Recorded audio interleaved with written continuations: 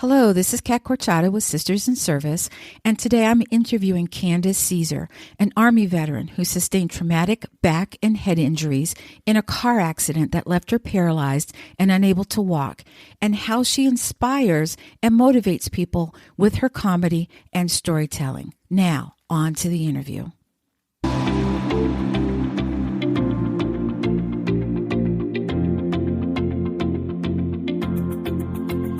Hello, Sisters in Service. Here is another episode of our podcast. This is Kat Corchado, your host, and today I am interviewing Candice Ceasar. Candice, welcome to Sisters in Service. Hi, Kat. It's a pleasure to be here. So glad to have you. So I always ask this of all of my interviewees. I assume that's a good word. Tell us a little bit about your service, how long you served, and your favorite assignment and your least favorite assignment. That was a lot of questions. Okay, so I served in the United States Army. I was a non-commissioned officer. I served from 94 to 2002. I was medically retired because I broke my neck and was paralyzed on the right side and had traumatic brain injury and a punctured lung. My favorite duty station had to be of Germany. Germany was my last duty station. I was there for 4 years. I would have stayed there.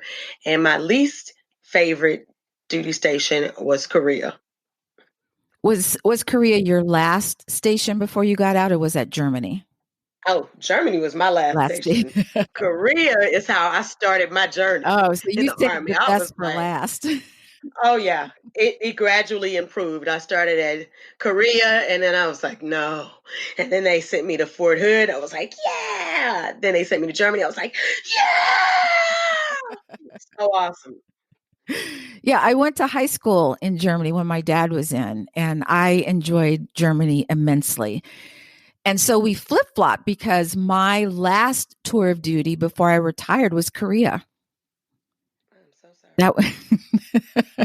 It's okay. I did a whole lot of shopping, and there's nothing else to do but work out and shop in Korea. So, that's what I did. So tell us a little bit about how you became, why comedy? How did you come to be in comedy? I went to comedy. Comedy is it's like I've come full circle. Mm-hmm. I mean, I didn't start out to be a comedian. I started out just wanting to live after I had my accident. And from there, when they told me I would never walk again, I started doing running and triathlons. And then I got injured during COVID. And I found myself confined to a wheelchair. It's like, what can you do to keep yourself above water? And when I talk to people, people seem to laugh. And I'm like, well, gee, am I funny looking or am I actually funny? Right. And so I found ASAP, which stands for Armed Services Arts Program Services. Yeah, ASAP. And I added an S, made my own. But I found ASAP, and they usually have classes in the DC area only. And because of COVID, they did online. And so I took the comedy boot camp. Well, I took the comedy crash course. It was a 1 day, 4 hours. I loved it. And I signed up to do the 6-week course. And I graduated in August. And we did a graduation show from the home. And I was like, yes, I can't wait till COVID's over. I'm going to go do stand up. Right. And we're still dealing with COVID. And we're still dealing with COVID. So I was like, well, nobody's going to ever find out that I'm doing comedy. And then Maureen Elias was like, hey, why don't you do the PVA is hosting a conference. We'd love to have you do comedy. And I was like, what? I got asked to do comedy? And so I did my second comedy show, and I was so excited. That's awesome. I love that. I think I'm funny by accident sometimes, just not on purpose. So I think anyone who can stand up or whatever in front of an audience and make people laugh, I think, is a really special talent. And I was reading your bio, and I understand that you went to ROTC. I did. I'm the only person that you will ever know that dropped out of ROTC to enlist in the Army. Okay, so you're going to leave us hanging here. Tell us why. I wanted an airborne slide. I was in college. I had signed up we did Ranger Challenge, and I wanted my airborne patch. I wanted that or air assault because all of the reservists came back from active service and they had those nice little tabs on their uniform. And I was like, I want one. I want to jump out of airplanes. I think this is cool. We just rappelled off of Robertson Stadium. Right. And that was our stadium. And I was like, oh, I got to do some of this. And so they gave my slot away. I was so mad. I said, what? Oh, wait a minute. I'm going to get that slot. I'll put that in my contract. And then I decided, well, I'll just be enlisted for a little bit and then go to OCS. And before that, though, I wanted to be a drill sergeant. So I was going to enlist, become a drill sergeant. That way I get my airborne wings and I get a drill sergeant patch and I'm a commissioned officer. I was like, that's a win-win. That's a long list. Now, I do understand that your dad was a drill instructor. Yes, he was. Oh my goodness, my dad was a drill sergeant. So was he one of those intimidating drill instructors? You know, the ones that they have that hat and they stand at attention and you don't even want to speak when you pass by. You just look straight ahead. Was he one of those? Oh God, yes, he was one of those. And he never let me forget that he was a drill sergeant. So even at home, he didn't take the hat off. He was a drill sergeant at work and a drill sergeant at home. Yes, he was. I'm sorry. He tormented me. I guess they call it psychological warfare. He was the man that would fix you a plate of food and then look at his watch and say, we're going to go to Toys R Us in 10 minutes. Whether you are in the car or not, the car is going to Toys R Us. And you're like, dude, I'm 8 years old. Like, you want me to eat all this food? And he always gave you more than you needed to eat. Right. And then you have to eat all of the food. I learned how to eat. I learned how to inhale food, which came in handy for basic training. But yeah, he left me one time. One time is all it took. I cried. Oh, I cried. And he never left me again because I would shovel the food in my mouth. I would be ready in 10 minutes. Now, he actually went to Toys R Us when you didn't finish. Did he go? He went because he came back with a souvenir from Toys R Us, like a toy that I couldn't play with. Yeah, that's psychological warfare. That's mean. That's mean. I'm sorry. Oh my goodness. Now, did you want to be a drill instructor also, or you were kind of sticking with the be commissioned and jump out of airplanes and stuff like that, air assault? Deep down, I really wanted to do that. I always said I want to wear this campaign hat, but the only thing is the ladies' hats don't look as good as the men's hats. Yeah. That upsets me. I'm like, can we have the same hat? Well, I think probably now they do, but back in the day, everyone wore the same thing. Well, I went into basic in 94 and the women's hats do not look anything like the guys' hats. They have to fold up. And I was like, that's not cute. Yeah, that's like. So you want to be a drill instructor and be cute at the same time? Yes, I wanted that campaign hat that the men had, the long brim. Like, I don't want a cowboy hat. I can get that at the Western Shop. I'm from Texas. I don't want that. Oh my goodness! So you're in Germany. Tell us how you broke your back and you had a traumatic brain injury. Well, I'm just going to tell the story this way. I'm a hero. I saved the NCO behind me from going through the windshield. And the reason I say that is because I was in we call it the TC position, but you're in the passenger seat. So I was in the passenger seat. And as we skid on black ice and we were going towards the guardrail, the axle broke and the car flipped over about 8 times. Mm. Well, the person behind me wasn't wearing a seatbelt. So he's just flying around in the car. I just happened to be the one that stopped him.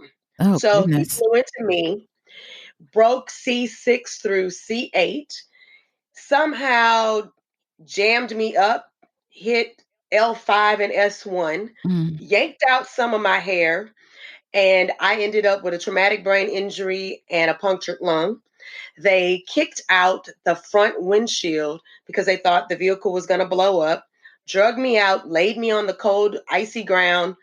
And in Germany, it's so wonderful. Because everybody has a safety kit, they Right. have the little silver blankets, the warming blankets Hmm. in their cars, and they, basically gave them to them, and they just piled them on top of me and not under me. So I got hyperthermia, which was truly a blessing because the swelling in my brain was reduced due Right. to the ice. So that was great, and it slowed my heart rate down because I had hypothermia. Wow. So I'm a hero. So, yes, you are. Yes, you are. So, you are, I'm assuming, unconscious when you get to the I was. hospital. I So, was. what was it like to wake up in the hospital? Did you know what was happening? Did you know what was going on, or you had no idea? Okay, so I'm in the hospital. I wake up. The first person I see is this really large lady that looked like, if you've seen The Wiz, the Hmm. witch, Eveline, that sits on the toilet, that joker. Okay, so she is standing over me crying like the Tin Man going, Teen, Teen. That's what she looks like. Oh And my I wake up goodness. to this and I'm like, what is going on? And then I hear in the back some Deutsch, people Hmm. speaking German, and I'm like, oh Lord, Hitler has got me. I'm in a concentration camp. I was clueless. And so, who is now my best friend? She wasn't at the time. She told the lady to get out of the way because it was my neighbor. Didn't remember. They were the first to get on the scene to the hospital to see me because my mom was in the States. My mom had found out, got the Red Cross message, and was in transit on the airplane coming to Germany. And they were trying to explain to me what was happening. I heard the words that were coming out of their mouths, didn't understand the words. All I could do was cry, but I couldn't really do anything because I had tubes down my throat. I couldn't move. I was strapped to a bed because apparently I'm a psycho sick person. Oh When they no. hook you up with all those drugs, you're combative. Right. Or when you're out of your mind because you have brain injury, you're combative. So I was wacky. I was combative. So your mom comes over, and does she stay the entire time with you? My mother stayed with me for about 2 months. When I came to, she was in my room and I didn't know it was her. I thought it was an angel. I was like, who is this black lady in my room? Oh my goodness. Like, you have to remember, I'm in a concentration camp. Right. I'm Jew. I'm not a black Jew. So I don't know why there's black people in my room. I'm confused. Right. And it wasn't until I looked down at my hand, I was like, oh my God, I'm black too. Like, what's going on? Like, I mean, I really had brain injury. Right. Okay. Wow. So you do your rehab over there. Did you come back to the States and then do your rehab? No, I did all of my rehab overseas. When it was time for me to come home, I just came home and went to school. I actually took terminal leave. When I landed, it was Saturday, and I started school on Monday. Oh, wow. So I guess the rehab was pretty intense. Rehab was intense while I was in the hospital. Mhm. Once I was discharged from the hospital, I had to go to rehab every day. That was like my place of duty. I would have to go check in at work, then go to the hospital where I had about 3 hours of therapy. and then I went back home. And then at home, my mother would make me continue to do therapy. Mm-hmm. And I will never forget, she ran my bath water for me for the first time. I was so excited. I finally get to get a Mm-hmm. bath, because before I had been getting sponge baths or washed off. Of course. So I finally get to a place where I can stand up and put my foot in the tub, and I lift and put my left foot in the tub, and then I put my right foot in the tub. Now the right side is the weaker side. My Mm-hmm. left side is the stronger side. But unbeknownst to me, I don't feel hot or cold. And Oh. apparently, my mother forgot to put cold water. So when I put that right foot in that could feel, I was like, oh my God, I can. And I basically fell out of the tub. She had to catch me. And I was like, what? I don't feel hot or cold. So when I went to the doctor the next day, I was like, I don't have sensory feeling on the left side of my body. I Right. didn't know that. And they were like, oh, you have Brown Sequard syndrome. I was like, oh, who? What is that? And they said, you have motor dysfunction on your right side and sensory dysfunction on your left side. The level of your injury, you're quad. You're what they call a walking quad, because you use a flatbed crutch and a cane. At Mhm. that time, I was walking. Right. So I was like, oh, okay, I'm a hybrid. I love that word, hybrid. Mhm. When was it that you noticed that, you know how you want to do something, but, you know, you go to reach for it and something doesn't work? When did you know that you couldn't do everything that you could do before? I automatically knew I couldn't do anything. I was laying in the hospital, much like a stroke patient. So when your right side is weak, it draws up, it atrophies real bad. So just looking at my body parts, I knew I couldn't move them. The doctor would ask me, move your big toe. I'm like, I'm moving it. He's like, no, it's not moving. Mm, So I knew I wouldn't be able to do that. right. And that's what made it really hard for me, because I had a 2-year-old at home, and I was like, I came into the Army as a normal human being, able bodied is what we call them when you're disabled. And I need to be fixed. I need to leave the military able bodied, or as close to able bodied as possible. And so that's why it took me several years to agree to a medical board. I was like, you broke me, you're going to fix me. Hmm. They offered to send me to Walter Reed. I was dumb. I didn't go. So if anybody ever gets injured in the military and they offer you Walter Reed, please go, Please go. because you get to meet the. Please go. You get to meet all of the stars. Go to Walter Reed, the president. Hmm. They invite you to dinners, all this kind of stuff. People, different organizations go to Walter Reed trying to help you. I can't went home to my local VA. Nobody tried to help me. They basically closed the book and was like, "You're over. You're done. You will never walk again. Yeah, you don't even need to try to run." Oh, that's so sad. You would think that they would try to do everything possible. And I hear stories like that all the time, and it's just hard to hear because, you know, you don't know where else to go. If the VA isn't there for you, where else do you go? And that's the problem. And that's why suicide is high, because Yeah. you don't have anyone that truly understands. What they try to do is they push pills to you Hmm. because you're depressed. Well, I'm depressed because I don't have anything to do and I need something to do. Right. And I laid in bed and I was depressed, and I took 32 pills a day Oh, from the time that man. they discharged me until I got home. And then finally I was like, enough is enough. I'm not doing it. And I watched the Olympics, and I saw this dude with the blade runner. I was like, what is that? Well, if you can get somebody with no leg a blade to run, can you give Yeah. me something? Right. And I searched for it and searched for it. And then finally I was like, forget it. I don't need what you got. I'm going to do it on my own. And I started running, and I became a marathoner and a triathlete. And from that physical activity, even though it hurt, Right. the endorphins that were released were like, it was a high. Yes. And that high kept me going. And later I learned from an occupational therapist, motion is lotion. Mhm. The more you move, the better you are. And I found that that was the case. And when I got injured in March, Mhm. knowing that I couldn't move anymore, I turned to comedy. For me, that was my lotion. I started doing comedy, I started doing storytelling, and I've not I've not become depressed. I haven't been sad.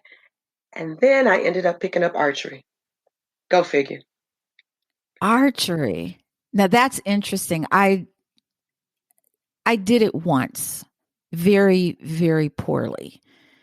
And I know that pulling back, I don't know what the bow part is where you pull it back. I thought my arm was going to break. And I consider You myself a pretty strong person. So I've been following Candice on Facebook, and she's always placing pictures and everything about her archery. So on a scale of 1 to 10, how good are you in archery? I'm a 5. I No, think I I'm see your a pictures. I see don't. I see your pictures. That looks more 5. than I a think 5 to I'm a me. 5. I really think I'm a 5. I really think there's so much more I could do to improve. I've been shooting since June. Mhm. I've been shooting recurve for maybe 2 months, almost 3, and I don't shoot as often with the recurve. That's probably what you had, Right. where you pull the string back and you Yeah. actually have to hold the weight before you let go. Mhm. The limbs were probably too heavy for you, but they do make lighter ones. Compound bow is where it is because you have let off. I like that. I'm better at a compound, but I was recently invited to travel with the US team to Mexico in March. So I'm like, I got to get that 5 up to a 7. Wow, congratulations. That's a big deal. Yes, it is. I'm like, I get to represent my company, my country. I get to put on the uniform again, but I'm not officially on Team USA. I have to self fund, but I'm like, I get to wear the uniform. I get to shoot with them. I get to eat and socialize with them. I'm Team USA temporarily for a week. You'll hang out, have a good time. Yes, yes. I love that. So when you found archery, did you say, "Hey, that's really cool"? Did you get a coach, or did you just say, "I'm going to learn this on my own"? Originally, I was like, I'm gonna learn this on my own, but I got some questions. I'm really big on research, so not only do I Google, I actually purchase books and read them. So I have a library of archery books, but I actually asked a friend if she could help me with my compound bow, and she said, I don't shoot that, I shoot recurve. Mhm. And I was like, oh man, that was before I picked up a recurve. She was like, but I know a Paralympian, Leah Coriel, she can help you. So she sent her a Facebook message. Leah FaceTimed me and walked me through some basics and then introduced me to her coach, who's on the Team USA staff, MJ Rogers. Love him to death. He's my favorite. Mhm. And I can't say that because if my coach Jen hears that, she's gonna be like, "But I thought I was your favorite." I'm like, "She is." So, Coach MJ is my favorite male coach, and Coach Jen is my favorite female coach. Mhm. But I cannot leave Coach Scott out because Coach Right. Scott and me we're like, yeah, Mhm. we're awesome together. But I needed some I needed some help. Right. Archery is one of those sports where you need a coach, you need an instructor, you Mhm. need to go through a Joe Ed program, you need something. You just don't pick up a bow and shoot it And properly be good. and be good. You have to use the proper muscles. And you think you're supposed to be pulling back with your arm. You're Mhm. actually pulling back with the muscles in your back. Right. Wow. That's fascinating. So when you were, I know there was probably a time, I don't know if there was, I'm assuming, and I shouldn't assume, but I'm going to ask the question. Was there a time where you were depressed because of what had happened? And if so, what did you do to get you out of that depression? Yes, there was a time when I was depressed where I would pull the covers over my head. The unfortunate thing was I had to put on a mask because Mhm. I was raising a son. Yes, So I ma'am. needed him to see me happy. And the moment that Joker was out of my sight, I could take the mask off and be me, climb back into bed, throw the Mhm. covers over my head, Right. weep, not eat, any of that stuff. Mhm. What ended up happening was that in order to take care of him, I really had to be who he needed me to be. So I had to put that to the side. Of course. I literally had to keep that mask on 24/7. As he grew, I threw all of myself into his activities. So I was the Boy Scout mom. Mm-hmm. I was the basketball, the track, the swimming mom. I was everybody. But my life was his life, Right. not healthy. Right. Then you get ready to graduate high school, and you're like, what do you do? Well, that's when I started running and doing the marathons. Like, Right. okay, I'm doing this. I've always hated running, but that was the only physical training that I knew to do. And that's what I wanted to do because they Right. said I couldn't. And then later I found that I could hand cycle, and that was awesome. I could go swimming. I had to learn how to swim with one side of my body. That was weird, swimming in circles. But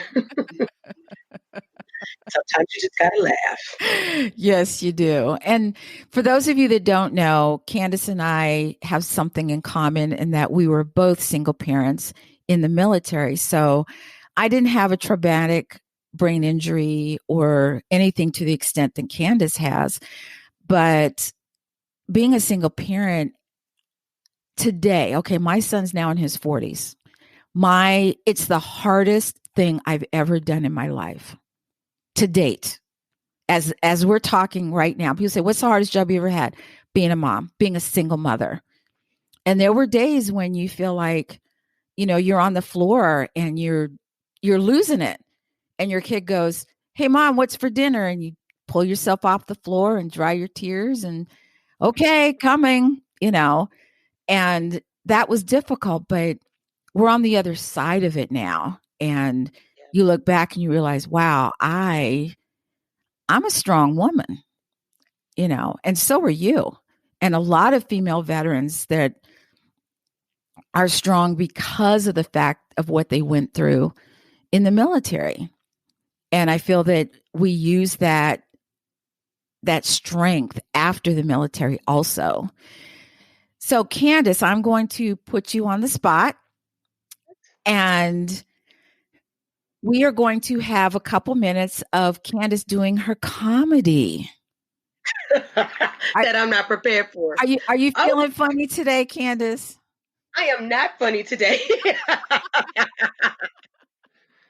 I am not funny today. I am not, because I was actually going to write some jokes today about some stuff that I saw today. I saw one of my counterparts, my disabled friends that have this electric chair riding the street with this light, bright, yellow leg brace. And I was thinking to myself, this is why I can't get an electric chair right here. Because you're driving in the street. In the street? In the street like it was a car. I was like, oh my goodness. So I got to go home and write some jokes about that. So later there will be jokes about that. All right. All right. So as Kat said, I'm a mom. So I have a kid. I have one kid because I'm a quitter. When he hit puberty, I knew it because he willingly took showers and wanted to be clean. Once he got interested in girls, I woke up every morning choking on Axe body spray. Ugh, I can still taste it. I can remember that. My son did the same thing. Well, I always wanted to do stand-up comedy, but I waited till I was paralyzed. And then COVID happened, and now everybody's sitting down doing comedy. So I guess it's my time to stand up. So August was my first time doing a comedy show, and it was my graduate show. And I invited some friends via text, and I was like, hey, you want to attend my show? But they were a little special. They had like social distancing concerns. They were like, well, is there going to be childcare? I can't find the physical address in my Google Maps. And I'm like, dude, it's a Zoom call. Then I had one friend, she was like, well, can I invite people? And I was like, heck yeah. Absolutely. Yeah, just cut, paste the invite, send it to 10 people. And if you don't, you won't get blessed. Like a chain letter. That's right. That's right. I'm a pretty religious person, and I just don't really think that God is writing those chain letters. Right. Yeah, some of the people need to give social media social distancing. Like instead of 6 feet, they need to give them 6 weeks. Exactly. Now, Kat, like you said, you asked me if I was how I would rate myself. And the reason I rate myself as a number 5 is because sometimes my arrows socially distance. Instead of a tight little shot group, they are like 6 feet on somebody else's target. All right. Well, Candice, thank you so much for being a guest on Sisters in Service. And I'm going to socially distance by following you on Facebook. And every time you post something, I'm like, look at her. And I'm like, click like, because I think that you're an inspiration to everybody, in how you are now, how you came through your accident and having to raise a son and being there for your son. And, I'm just going to say it. I want to be like you when I grow up. So there it is. Thank you. So Candice, where can people find you if they want to hire you as a speaker, doing comedy or anything else? Where can we find you? How can we follow you? You can follow me on my iRace Facebook page. It's just IRACE. I have a website, which is candycaneruns.com. All right. And on Twitter, on Instagram, I'm Candy, KANDI, _ 3 times, Kane, KANE. All right, Miss Candy Cane. It's been a pleasure having you on. And like I said, we're going to be following your archery career. And, if you make it on the Olympic team, girl, if you need like a Pilates instructor or something, let me know. I do. Because I will be there. I will definitely call you because I need some help. All right, Candice, thank you so much for joining us today. And it's going to be Christmas here soon. So Merry Christmas, Merry everything, happy everything. Be safe, and we'll talk soon, okay? Sounds good. Thank you so much. I hope you enjoyed the interview with Candice as much as I did. And I also hope you will join me again on January 11th, where I will interview Jessica Ceasar Blate, an Air Force veteran of 2 different services who turned her hobby into a photography business in Houston, Texas. In the meantime, I hope you will stay safe and please take care of each other. Until next time.